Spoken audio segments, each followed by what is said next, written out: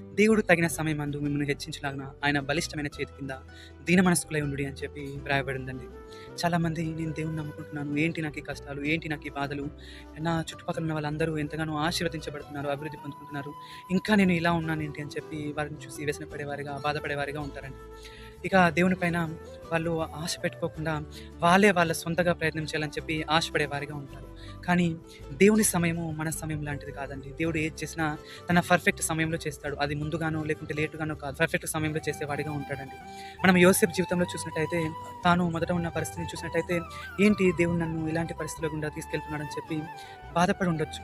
కానీ తాను దేవుని బలిష్టమైన చేతి కింద దీన మనసుపై ఉన్నాడు కాబట్టి ఒకరోజు ఐగుప్తుకు ప్రధానమంత్రిగా దేవుడు అతన్ని హెచ్చించి ఆశీర్వదించాడు. కాబట్టి మనం కూడా ఎప్పుడైతే దేవుని బలిష్టమైన చేతి కింద దీన మనస్కులై దేవుని పైన నమ్మకం పెట్టుకునే వారిగా ఉంటామో అప్పుడు యోసేపును హెచ్చించి ఆశీర్వదించిన దేవుడు మనల్ని కూడా హెచ్చించి ఆశీర్వదిస్తాడండి. అట్టి కృప